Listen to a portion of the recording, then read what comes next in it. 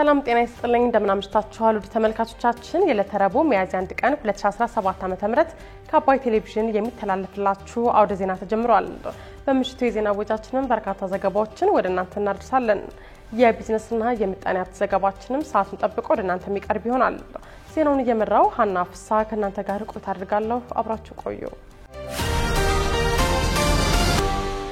በመጀመሪያው ክፍለ ጊዜ የመረጃ ጥንቅራችን መንግስት የባህር በር ጥያቄ ጉዳይ በተጀመረው ግለት እንዲቀጥል መመሪያ መስጠቱን ማስታወቁን አሜሪካ ሌተናል ጀነራል ታደሰ ወረደ የትግራይ ጊዜያዊ አስተዳደር ፕሬዝዳንት ሆኖ መመረጣቸው ለሰላም ተስፋ ይሰጣል ማለቷን እንዲሁም ደግሞ የብሔር ማንነትን መሰረት ያደረገ ጥቃት እንዲቆም የሚልና ተያያዥ ጥያቄዎች በአጀንዳነት እንደቀረቡለት የሀገራዊ ምክክር ኮሚሽን ማስታወቁን ጨምሮ ሌሎች መረጃዎችን ወደ እናንተ እናደርሳችኋለን። አብራችሁን ቆዩ። መንግስት የባህር በር ጥያቄ ጉዳይ በተጀመረው ግለት እንዲቀጥል መመሪያ መስጠቱን አስታወቀ።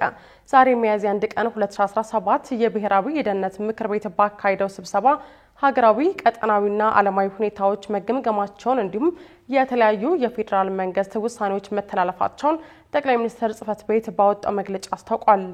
በዚህ መድረክ ላይ ጠቅላይ ሚኒስትር አብይ አህመድና የጦር ኃይሎች ጠቅላይ ኤታማዦር ሹም ፊልድ ማርሻል ብርሃኑ ጁላን ጨምሮ የፌደራል መንግስት ከፍተኛ ኃላፊዎች ተገኝተዋል።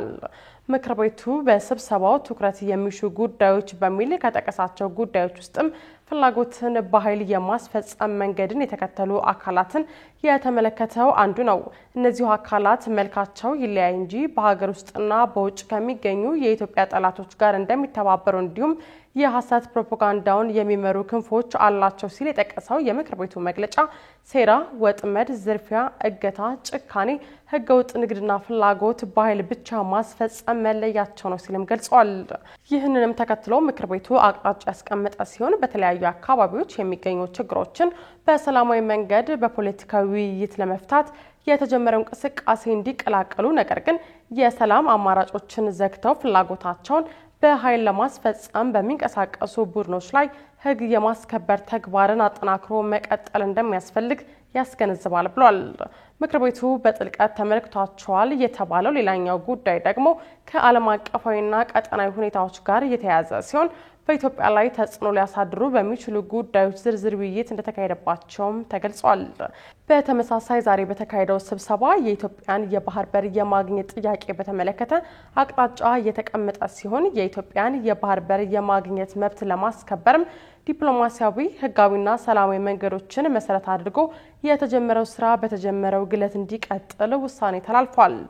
የዓለም አቀፉ ማህበረሰብም ኢትዮጵያ ሰላምና ደህንነትን በማረጋገጥ ረገድ የነበራትንና ያላትን ከፍተኛ ሚና ተረድቶ የሚያደርገውን ድጋፍ አጠናክሮ እንዲቀጥልም ምክር ቤቱ ጥሪውን አቅርቧል። አሜሪካ ሌተናል ጀነራል ታደሰ ወረደ የትግራይ ጊዜያዊ አስተዳደር ፕሬዝዳንት ሆኖ መመረጣቸው ለሰላም ተስፋ ይሰጣል አለች።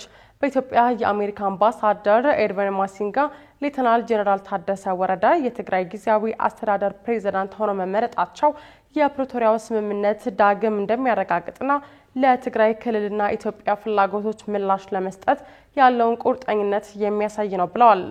አምባሳደሩ በሰጡት መግለጫ የሰላም ስምምነቱ በሌተናል ጀነራል ታደሰ መሾም ዳግም መረጋገጡንና ተፈናቃዮችን ወደ ቀያቸው ለመመለስ የቀድሞ ታጣቂዎችን ትጥቅ ለማስፈታትና የሕግ የበላይነትን ለማስከበር የገቡትን ቃል አድንቀዋል። ሌተናል ጀነራል ታደሰ በትናንትናው ዕለት አቶ ጌታቸው ረዳን በመተካት ርክክብ ያደረጉ ሲሆን ይህ የአመራር ለውጥም ህወሓት ውስጥ ለወራት የቆየውን የውስጥ ክፍፍል ተከትሎ የተከናወነ ነው። ጠቅላይ ሚኒስትር አብይ አህመድ የስልጣን ርክክቡን አስመልክቶ ባደረጉት ንግግርም ታደሰ ወረደ የተሾሙት ባለፈው 1 ወር ገደማ የኢትዮጵያ ህገ መንግስት የፕሪቶሪያን ስምምነትና የዲፕሎማቲክ ማህበረሰቡን ምክር በማከል ውይይቶቹ ከተካሄዱ በኋላ መሆኑን አስረድተዋል። በርክክቡ ወቅት ሌተናል ጀነራል ታደሰ የትግራይ ክልል አካታች ጊዜያዊ አስተዳደር የተልዕኮ አፈጻጸም የቃል ኪዳን ሰነድ በሚል የተሰየመ ሰነድ ላይ የፈረሙ ሲሆን ሰነዱ ጊዜያዊ አስተዳደሩ የሚያከናውናቸው ኃላፊነቶችን ያካተተ ነው። አዲሱ ፕሬዝዳንት እነዚህን ተግባራት በታማኝነትና በቁርጠኝነት ለመፈጸም ፊርማቸውን በማኖር አረጋግጠዋል። ሹመቱን ተከትሎ ንግግር ያደረጉት ታደሰ ወረደ ጊዜያዊ አስተዳደሩ መቀጠል አስፈላጊ መሆኑን ተከትሎ መሾማቸውን ገልጸዋል። እድሉ ለኔ ሲሰጥ ከባድ ፈተና እንደሆነ አውቃለሁ ያሉ ሲሆን ከፕሪቶሪያው ስምምነትን ከማስፈጸም በተጨማሪ በውስጣችን በሀገራችን የተፈጠሩትን ክፍፍሎችና ንትርኮችን ለማስተካከል እሰራለሁ ሲሉ ተናግረዋል። ይሄ እድል ለኔ ሲሰጥ ቀላል እንዳልሆነ አውቀዋለሁ። በጣም ከባድ ፈተና ነው። በእንትን ሲታሰብ የምትመኘው ነገር አይደለም። የዛው መጠን ደግሞ ጥሩ ከስራህ ደግሞ እድል እንደሚሆንም አውቃለሁ እና ፈተናዎቹም ምን እንደሆኑ እገምታቸዋለሁ፣ አውቃቸዋለሁ፣ ኖሬባቸዋለሁ። ግን የቀረው አንድ አመት ቢሆን ባለፈው ያልሰራናቸው ስራዎች አሉ። በጣም ብዙ ናቸው። ቀጣይ መስራት ያለብን ስራዎች አሉ። ከፕሪቶሪያ ስምምነት ብቻ የተያዘ ሳይሆን በራሳችን በውስጣችን ባለፉት 2 አመታት የተፈጠሩ ከፍተኛ የጸጥታ የፖለቲካ እና ኢኮኖሚ ቀውሶች አሉ። እነዛም የሚፈጥሩት የስራ አጠቃላይ ሲታይ ሁሉም ተደማምሮ ሲታይ ቀላል አይደለምና እነዚህ ላይ ለውጥ ለማምጣት ማዕከል የሚሆን ስልጣን አጥታ የነበረችውን ትግራይ አሁን ማዕከሉን በማጠናከር መስራት ያለባቸው እንደሆኑ እና ዋናው ቀጣይ ስራም ሰላምን ይዞ ሰላምን አረጋግጦ የህዝቡ ጥያቄን መፍታት ፕሪቶሪያ ስምምነትን ሙሉ በሙሉ እንዲተገበር ማድረግና በዛ መጠን አሁን ያለውን ውጥረት እንትን ሆኖ ተረግቦ ሁሉም ያለው የፖለቲካ ካሄዳችን ለውጥ የምናደርግበት የወጣቱ የለውጥ ፍላጎትም ምን እናሳካበት ቢያንስ ትንሽ መልክ ምናስይዝበት አይነት ሁኔታ ይፈጠራል የሚል ግምት አለኝ። ኃላፊነታቸውን ያስረከቡት አቶ ጌታቸው ረዳ የውስጥ የፖለቲካ ንትርካችን የፕሪቶሪያው የሰላም ስምምነት ሙሉ ለሙሉ እንዳይተገበር እንቅፋት ሆኗል ብለዋል። ያለፉትን አመታት እርስ በርስ የተጓተትን እዚህ ደርሰናል ያሉት አቶ ጌታቸው ይህም የውጭ ኃይሎች በክልል ውስጥ እጃቸውን እንዲያስገቡ እድል መስጠቱን አንስተዋል። የውስጥ ፖለቲካ ንትርካችን ፕሪቶሪያ በተሟላ መልኩ እንዳይጠናቀቅ ማድረግ ረገድ ያንበሳውን ድርሻ ይዟል ብል ማጋነን አይሆንም። አሁንም ቢሆን በእያንዳንዱ እለት 2 አመት ሙሉ በውስጥ ንትርክ ያሳለፍናቸው ጊዜዎች በተለያዩ ችግሮች ምክንያት በጦርነቱ ከፍተኛ ቁስል የደረሰበትን ህዝባችን ቁስል ላይ እንጨት እንደመስደድ የሚቆጠር ነው። በአሁኑ ሰዓት በዚህ አይነት አካሄድ እንድንቀጥል የወሰንን እንደሆነ አሁንም ህዝባችን ለተጨማሪ ችግር የምናጋለጥ ስለሆነ ይሄ ህዝብ ከማንም በላይ ሰላም የሚገባው ህዝብ መሆኑ እንደማንኛውም ኢትዮጵያዊ ሊደርሰው የሚገባ የለውጥ ትሩፋትም ሊደርሰው እንደሚገባው ቀን በዚህ ጉዳይ ላይ ልንረባረብ የሚገባ መሆኑን ማስመር ፈልጋለሁ።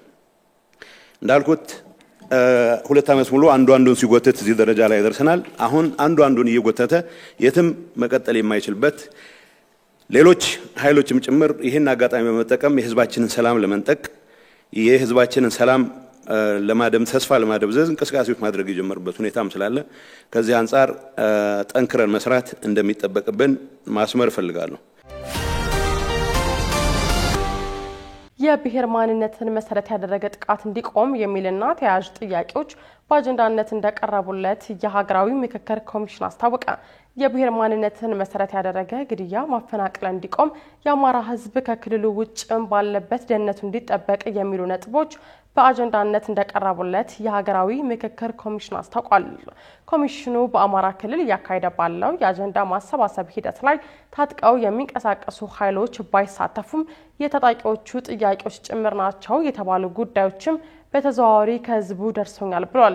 የኢትዮጵያ ሀገራዊ ምክክር ኮሚሽን ኮሚሽነር ዶክተር ዮናስ አዳዬ በክልሉ የተካሄደ ያለው አጀንዳ ማሰባሰብ ላይ ታጥቆ የሚንቀሳቀሱ ኃይሎች ወኪሎቻቸውን እንዳላኩ አንስተው ሆኖም በህብረተሰቡ በምሁራንና በሲቪል ማህበራት በኩል የታጣቂዎቹ ጭምር ዋና አጀንዳዎችና ጥያቄዎች ናቸው የተባሉ ጉዳዮች መነሳታቸውን አረጋግጠዋል። በአማራና በሌሎች ክልሎች ያሉ አማራዎች ደህንነታቸው ይጠበቅ፣ መፈናቀል ይቆም የሚሉና መሰል ጉዳዮች እንደተነሱም ዶክተር ዮናስ መናገራቸውን ሸገር ዘግቧል። በክልሉ ለቀናት ሲካሄድ በቆየው የአጀንዳ ማሰባሰቢያ መድረክ በዋናው ሀገራዊ ምክክር ጉባኤ ላይ የሚሳተፉና የክልሉን አጀንዳ የሚያጠናቅሩ 270 ተወካዮች መመረጣቸውን ኮሚሽኑ ገልጿል። የተለያዩ የማህበረሰብ ክፍሎች የተካተቱ ቡድኖች ያነሷቸው አጀንዳዎች በአንድ ላይ የማጠናቀርና የመሰነድ ስራም እንደተሰራ ኮሚሽኑ ይፋ አድርጓል። ኮሚሽኑ በዛሬው ዕለት ደግሞ ከሌሎች ባለድርሻ አካላት ጋር ሁለተኛ ዙር የአጀንዳ ልየታ ማካሄድ መጀመሩን አስታውቋል።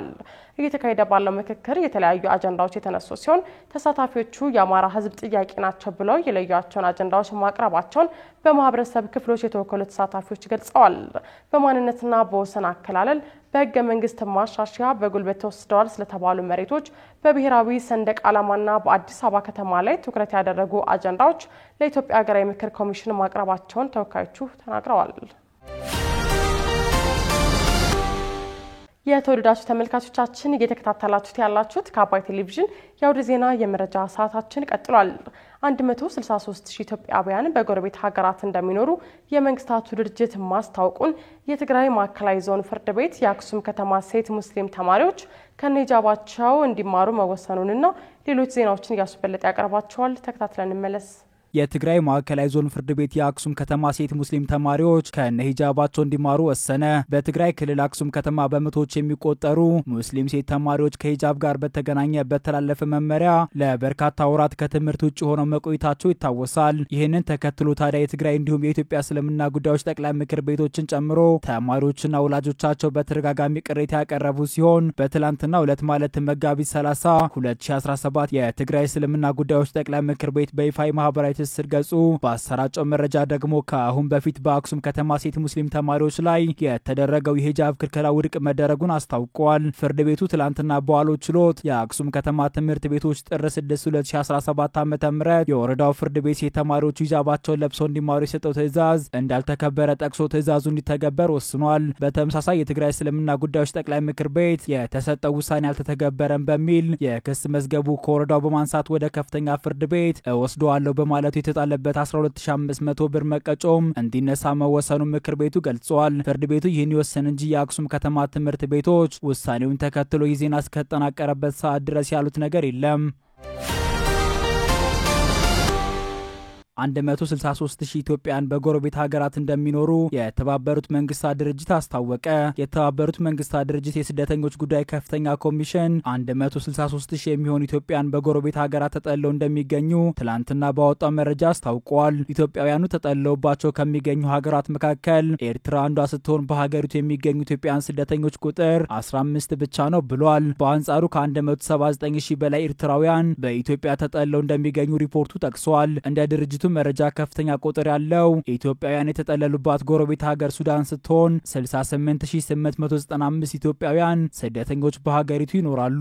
በአንጻሩ 93,359 ሱዳናውያን በኢትዮጵያ ተጠልለው እንደሚገኙ መረጃው አመላክቷል። በኢትዮጵያ ከ11 ሀገራት በላይ የመጡ ስደተኞች ይገኛሉ ያለው የኮሚሽኑ መረጃ ቁጥራቸው ከ1.1 ሚሊዮን በላይ ይሆናሉ ብሏል። በኢትዮጵያ ከፍተኛ ቁጥር ያለው ስደተኛ የተጠለሉት ደቡብ ሱዳናውያን መሆናቸውን የገለጸው ኮሚሽኑ ከ430,000 በላይ የሀገሪቱ ዜጎች በኢትዮጵያ እንደሚገኙ አስታውቋል። በደቡብ ሱዳን ከ7,000 በላይ ኢትዮጵያውያን ስደተኞች እንደሚገኙ መረጃው አመላክቷል። በሁለተኝነት ደረጃ ከ360,000 በላይ ሶማሊያውያን በኢትዮጵያ ተጠልለው ይገኛሉ ያለው የኮሚሽኑ መረጃ በሶማሊያ ደግሞ ከ28,000 በላይ ኢትዮጵያውያን ተጠልለው ይገኛሉ ብሏል። ከሱዳን በመቀጠል ከፍተኛ ቁጥር ያለው ኢትዮጵያውያን ስደተኞች የሚገኙት በኬንያ ሲሆን በሀገሪቱ 43,000 የሚጠጉ ኢትዮጵያውያን ተጠልለው እንደሚገኙ ጠቁሟል። 5,672 የኬንያ ዜጎች ደግሞ በኢትዮጵያ በስደተኝነት ተመዝግበው እንደሚኖሩ አመላክተዋል። 56 የጅቡቲ ዜጎች በኢትዮጵያ በስደተኝነት ተጠልለው እንደሚገኙ ያመላከተው ኮሚሽኑ 14,000 የሚጠጉ ኢትዮጵያውያን ደግሞ በጅቡቲ በስደተኝነት ይኖራሉ ብሏል። 749 የሶሪያ ዜጎች፣ 133 የቡሩንዲ ዜጎች፣ 27 ሊባኖሳውያን በኢትዮጵያ ተጠልለው እንደሚገኙ የኮሚሽኑ ቁጥራዊ መረጃ ያሳያል። የቦይንግ ኩባንያ ክስ ከመሰረቱ የኢትዮጵያ አየር መንገድ አደጋ ተጎጂ ሁለት ቤተሰቦች ጋር ስምምነት ላይ ደረሰ። ግዙፉ አውሮፕላን አምራች ቦይንግ ላይ ክስ ከመሰረቱ የኢትዮጵያ አየር መንገድ አደጋ ተጎጂ ሁለት ቤተሰቦች ጋር ስምምነት ላይ ደርሷል። ኩባንያው ከ6 ዓመት በፊት በደረሰው የቦይንግ 737 ማክስ 8 አደጋ ተጎጂ ቤተሰቦች የቀረበትን ክስ በስምምነት የፈታው ከችሎቱ አንድ ቀን ቀደም ብሎ እንደሆነ ሮይተርስ የቦይንግና የተጎጂ ቤተሰቦችን ጠበቆች ዋቢ አድርጎ ዘግቧል። ቦይንግ በአውሮፕላን አደጋው ህይወታቸውን ካጡ አንቶኒ ሊዩስ ሉስና ዳርሲ ቤላንገር ቤተሰቦች ጋር የደረሰው ስምምነት ዝርዝር ግን ይፋ አልሆነም። ቦይንግ በአደጋው ለሞቱ ሰዎች ኃላፊነቱ እንደሚወስድና የካሳ ተጠያቂነቱን እቀበላሉ ያለ ሲሆን በምላሹም የተጎጂ ቤተሰቦች ኩባንያው ላደረሰው ጉዳት ፍርድ ቤት እንደማይወስዱ ተስማምተው ነበር። ሆኖም ከ2 ዓመት በፊት የሁለቱ አደጋዎች ተጎጂ ቤተሰቦች ለደረሰባቸው ጉዳት አውሮፕላን አምራቹን መጠየቅ እንደሚቻል ፍርድ ቤት ውሳኔ ላይ መድረሱን ተከትሎ ለተጎጂ ቤተሰቦች ጉዳዩን ወደ ፍርድ ቤት እንዲወስዱት መንገድ የከፈተ ሆኗል። በአውሮፕላን አምራቹ ላይ ክሱን የመሰረቱት በአደጋው ቤተሰቦቻቸውን ያጡ 2 አሜሪካውያን ቤተሰቦች ናቸው። የ39 ዓመቱ ሉስ የጦር ሰራዊት አባል ሲሆን በኢትዮጵያ አየር መንገድ ተሳፍሮ ወደ ኬንያ ሲያቀና የነበረው የሎጂስቲክ ንግድ ላይ ያሉ ድሎችን ለማየት ነበር። ሌላኛው የ46 ዓመቱ ቤላንገር በተባበሩት መንግስታት ድርጅት የአካባቢያዊ ጥበቃ ላይ ንግግር ለማድረግ ሲጓዝ እንደነበር ተነግሯል። መጋቢት 1 ቀን 2011 ዓ.ም የኢትዮጵያ አየር መንገድ ከቦሌ ዓለም አቀፍ አውሮፕላን ማረፊያ ወደ ናይሮቢ የሚያደርገውን ጉዞ ከጀመረ ከ6 ደቂቃዎች በኋላ ነበር አደጋው የደረሰበት። በዚህ አደጋ ከ35 የተለያዩ ሀገራት የተውጣጡ የ157 ሰዎች ህይወት አልፏል። ቦይንግ በሁለቱ 737 ማክስ 8 የአውሮፕላን አደጋዎች ከ90 በመቶ በላይ የተጎጂ ቤተሰቦችን ጥያቄ እንደመለሰ እንዲሁም በቢሊዮኖች የሚቆጠር ዶላር ካሳ ለቤተሰቦቻቸው በክስ ከአቃቤ ሕግ ጋር በተደረሰ ስምምነትና በሌሎች ክፍያዎች መፈጸሙ ተገልጿል። ሆኖም ሌሎች 2 የፍርድ ቤት ሂደቶች ሐምሌና በመጪው ዓመት ዳር ይጠብቁታል። ጋዛ የግድያ ሜዳ ሆናለች ሲሉ የተባበሩት መንግስታት ዋና ጸሐፊ ተናገሩ። ዓለም እስራኤል ላይ በጋዛ የጣለችው የእርዳታ እገዳ ላይ እርምጃ እንዲወስድ የረድኤት ተቋማት ሲያሳስቡ ጋዛ የግድያ ሜዳ ሆናለች ሲሉ የተባበሩት መንግስታት ዋና ጸሐፊ ተናግረዋል። እስራኤል በከበባ ውስጥ ባስገባቻት ጋዛ እርዳታ ሙሉ በሙሉ ቀጥ ብሏል ሲሉ ዋና ጸሐፊው አንቶኒዮ ጉተሬዝ አሳስበዋል። ጋዛ የግድያ ሜዳ ናት፣ ሰላማውያን ዜጎች መቋጫ በሌለው የሞት ዑደት ውስጥ ናቸው ሲሉ የሁኔታውን አስፈሪነት ተናግረዋል። የእስራኤል የውጭ ጉዳይ ሚኒስትር በበኩሉ በጋዛ በቂ ምግብ እንዳለ አስታውቆ ዋና ጸሐፊውን የእስራኤል ስም በማጥፋት ከሷቸዋል። ጉተሬዝ ለጋዜጠኞች ባደረጉት ንግግር እስራኤል ጋዛ እንደያዘ አካል በዓለም አቀፍ ሕግ መሰረት የምግብና የሕክምና አቅርቦቶች ለህዝቡ መድረሱን የማረጋገጥ ግዴታ አለባት ብለዋል። አሁን የተከተሉት ያለው መንገድ በዓለም አቀፍ ሕግና ታሪክ እይታ ፈጽሞ የማይታገሰው ነው ሲሉ ተናግረዋል። የእስራኤል የውጭ ጉዳይ ሚኒስትር በበኩሉ በጋዛ ምንም አይነት የእርዳታ እጥረት የለም ሲል መረጃውን አስተባብሏል። ሰኞ ዕለት በተመድ ስር የሚተዳደሩ 6 የተባበሩት መንግስታት ድርጅት ኤጀንሲዎች በጋራ ባወጡት መግለጫ ጋዛውያን መውጫ በሌላቸው ሁኔታ በቦምብ እየተደበደቡ እንዲሁም ድጋሚ ለረሃብ እንዲጋለጡ ተደርገዋል ብለዋል። እስራኤል በጣለችው እገዳ ምክንያት በጋዛ ያሉ ሁሉም በተባበሩት መንግስታት የሚደገፉ ዳቦ ቤቶች ተዘግተዋል፣ በርካታ ገበያዎች ባዶ ሆኗል፣ እንዲሁም የጤና ተቋማት ያላቸው መድኃኒት ተመናምኗል ብለዋል። እስራኤል በጋዛ ላይ የጣለችው እገዳ 2ኛ ወሩን ያስቆጠረ ሲሆን የዓለም መሪዎች ዓለም አቀፍ የሰብአዊ ህግ መሰረታዊ መርሆች እንዲከበሩ በአስቸኳይና በቆራጥነት እርምጃ እንዲወስዱ እንጠይቃለን ብለዋል። ከአባይ ቴሌቪዥን የሚተላለፍላችሁ የአውደ ዜና የመረጃ ሰዓታችን አሁንም እንደቀጠለ ነው። ውድ ተመልካቾቻችን አሁን ደግሞ የቢዝነስና ምጣኔ ሀብታዊ ጉዳዮች የሚቀርቡበት ሰዓት ላይ ደርሰናል። መረጃዎቹን ራቢያ ከዲር ይዛለች። በድጋሚ አብራችን ቆዩ።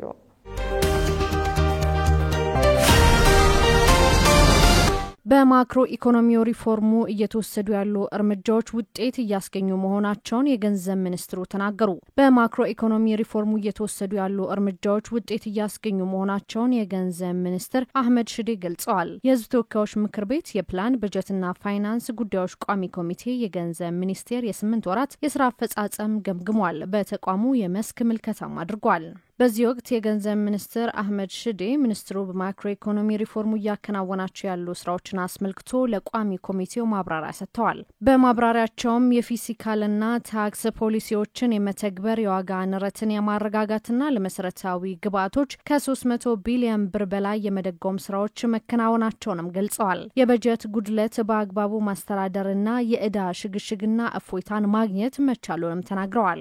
የውጭ ሀብትን ከምን ጊዜውም በላይ በማሰባሰብ ና የሀገር ውስጥ ገቢን በማሳደግ የመንግስት ፋይናንስ አስተዳደር ውጤት መገኘቱንም ተናግረዋል። የገንዘብ ሚኒስትር ዴታ ኢዮብ ተካልኝ በበኩላቸው የኑሮ ውድነትን የሚያድግበትን ፍጥነት የመቀነስ በተለያዩ የታክስ ፖሊሲ ህጎች ላይ ግንዛቤ መፍጠርና ምርትን ምርታማነት እንዲጨምር የማገዝ ስራ እየተከናወነ እንደሚገኝም ገልጸዋል። ከጥሬ ገንዘብ አስተዳደር ጋር በተገናኘም ክፍያዎች በተለይ ለክልሎች በወቅቱ እየተለቀቀ መሆኑንና የኦዲት ግኝቶች ላይ ተገቢውን እርምጃ እየተወሰደ ነው ብለዋል። በ2018 በጀት ዓመትም የማክሮ ኢኮኖሚ ማሻሻያ ፕሮግራሙ ተጠናክሮ እንደሚቀጥልና የዋጋ ንረቱ የሚጨምርበትን ፍጥነት ይበልጥ እንዲቀንስ ለማድረግ ይሰራል ማለታቸውን የገንዘብ ሚኒስቴር መረጃ ያመለክታል።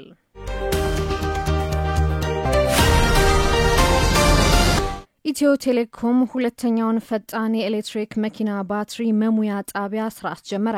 ኢትዮ ቴሌኮም ሁለተኛውን ፈጣን የኤሌክትሪክ መኪና ባትሪ መሙያ ጣቢያ በአዲስ አበባ ከተማ ገንብቶ በትናንትናው ለስራ ማስጀመሩን አስታውቋል። በምዕራፍ 2 ወደ ስራ የገባው ሁለተኛው ጣቢያ በልዩ ሁኔታ የአውሮፓ ስሪት የሆኑ የኤሌክትሪክ መኪኖች ኃይል የመሙላት አቅም ያለውና ከተሽከርካሪዎቹ ጋር የተጣጣመ ኃይል መሙያ ቻርጀር ያለው መሆኑን ተቋሙ በስነ ስርዓቱ ላይ ገልጿል።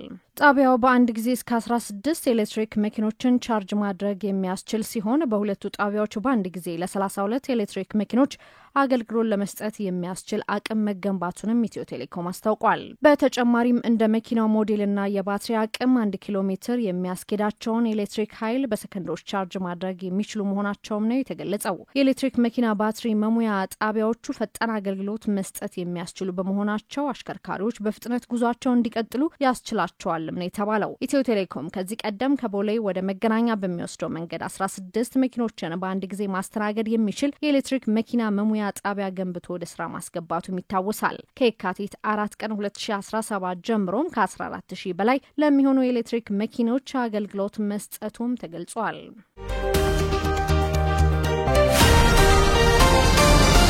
በአዲስ አበባ ከተማ ለጨረታ ለቀረቡ ቦታዎች በካሬ ሜትር 265,000 ብር መሰጠቱ ታወቀ። የአዲስ አበባ ከተማ አስተዳደር የመሬትና ልማት አስተዳደር ቢሮ ለጨረታ ካቀረባቸው 427 ቦታዎች ውስጥ የቀረበው ከፍተኛ ዋጋ በካሬ ሜትር 265,000 ብር መሆኑንና ቦታዎቹም ካዛንችስ እንደሆኑ ተገልጿል። የመሬትና ልማት አስተዳደር ቢሮ የመሬት ዝግጅት ባንክና ጥበቃ ዳይሬክተር አቶ ሀብታሙ ተስፋዬ በአምስተኛው ዙር የተካሄደ በሚገኘው የጨረታ ሊዝ ጨረታ 15 ሄክታር መሬት መቅረቡንም ገልጸዋል። በሊዝ ለማጫረት ከቀረቡ ቦታዎች ውስጥ ከካዛንችስ የሚገኝ አንድ ቦታ በካሬ ሜትር 265,000 ብር ለመግዛት ከተጫራች ዋጋ መቅረቡን እስካሁን በ5 ክፍለ ከተሞች በተደረገው የጨረታ ሂደት 76 ተጫራቾች በጊዜያዊነት ጨረታውን ማሸነፍ መቻላቸውንም አክለው ገልጸዋል። ለጨረታው የቀረቡ ቦታዎች የሚገኙት በ9 ክፍለ ከተሞች እንደሆነ የገለጹት ዳይሬክተሩ በአጠቃላይ የጨረታ ሰነዱን ገዝተው የተጫረቱት ብዛት 6885 ተጫራቾች እንደሆኑም ተናግረዋል። ዝቅተኛ ዋጋ የቀረበው በካሬ ሜትር 10,000 ብር መሆኑን ከሰኞ መጋቢት 29 ቀን 2017 ጀምሮ በተወሰኑ ቦታዎች ጨረታውን ያሸነፉ ተጫራቾች ውጤት ይፋ እየተደረገ መሆኑንም አስረድተዋል። ለአራተኛ ዙር በተካሄደው ጨረታ 14 ሄክታር መሬት የቀረበ መሆኑን ከዚህ ቀደም ክፍያ ብቻ 3.6 ቢሊዮን ብር ማግኘት እንደተቻለ መናገራቸውንም ሪፖርተር ዘግቧል። በአሁኑ ወቅት እየተካሄደ በሚገኘው ጨረታ ካለፈው ጊዜ ጋር ሲነጻጸር የቦታዎቹ ስፋትም ሆነ ብዛት እንደሚለያይ እንደሚበልጥ ጠቅሰው የጨረታውን ውጤት ሙሉ ለሙሉ ሲጠናቀቅ አሸናፊዎች እንደሚታወቁም ተናግረዋል። የከተማዋ የመሬትና ልማት አስተዳደር ቢሮ ዳይሬክተር አቶ ጫሊ አብርሃም በ3 ወራት ጨረታ እንዲወጣ በማድረግ የህብረተሰቡን የአመታት ጥያቄ ምላሽ እንዲያገኝ እየተሰራ መሆኑን መናገራቸውንም ዘገባው አክሏል። ስትከታተሉት የነበረው የዕለተ ረቡዕ ሚያዝያ 1 ቀን 2017 ዓ.ም የምሽቱ መረጃችን ይህንን ይመስል ነበር። አብራችሁን ስለነበራችሁ ከልብ እያመሰገንን በያላችሁበት መልካም ምሽት